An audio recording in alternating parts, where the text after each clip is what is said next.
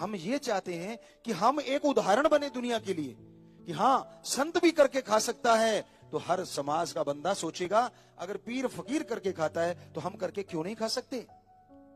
क्योंकि हमें मानने वाले करोड़ों में शिष्य हैं हमारे, सुनने वाले पता नहीं कितने लोग सुन रहे होंगे। तो आप सबसे भी प्रार्थना है कि कर्म योगी जरूर बनो, लेकिन ज्ञान जरूर हासिल करो। ज्ञान के बिना कर्म योगी अधूरा है और कर्म के बिना ज्ञान अधूरा है। छोटा सा उदाहरण आपको देते होते हैं। मान लीजिए आपको पता धरती में पानी है, ये तो हो गया ज्ञान। धरती के ऊपर बैठो, पालथी मार ली, हाथ जोड़ लिए, भगवान को बोलने लगे, भगवान पानी निकाल, पानी निकाल, पानी निकाल, निकल पानी, निकल पानी। तो क्या पानी निकल आएगा?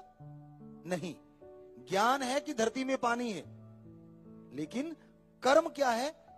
आप जाइए, बोरवेल करने वालों को बुलाइए, या खुद भी करना चाहते हैं तो पाइप वगैरह लाते हैं, उसमें बोकी वगैरह पुराने टाइमों में मारते हैं, या फिर कुआं बनाया जाता है। तो वो है कर्म। पता है यहां पानी है, ये ज्ञान हो गया। निकालना कैसे है उसका है ज्ञान, लेकिन जब करोगे तो ही वो बाहर आएगा ना। घी में दूध में घी है, सरसों के तिलों के दानों में तेल है, फूलों में खुशबू है, पर निकालने का ढंग अलग अलग है। कनौज इतर की नगरी माना जाता है, वहां पे गुलाब के फूलों का इतर निकाला जाता है। सत्संग करने गए थे हम, वहां जिधर देखो गुलाब ही गुलाब।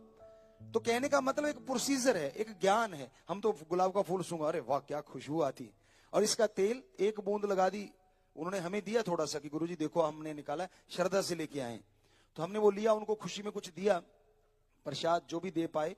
तो जाके हमने वहां रख लिया और उसकी एक बूंद लगा के हम सत्संग करने चले गए। हमें अच्छे से याद है, शायद केरला साइड में हम लोग सत्संग करने गए थे।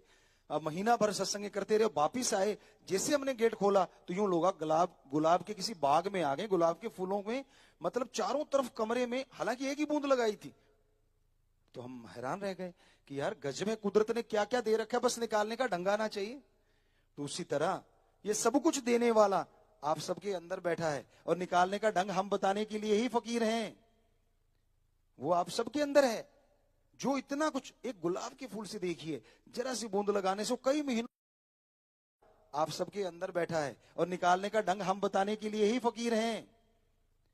वो आप सबके अंदर है, जो इतना कुछ, एक गुलाब के फूल से देखिए, जरा सी बूंद लगाने से कई महीनों तक चलता रहा।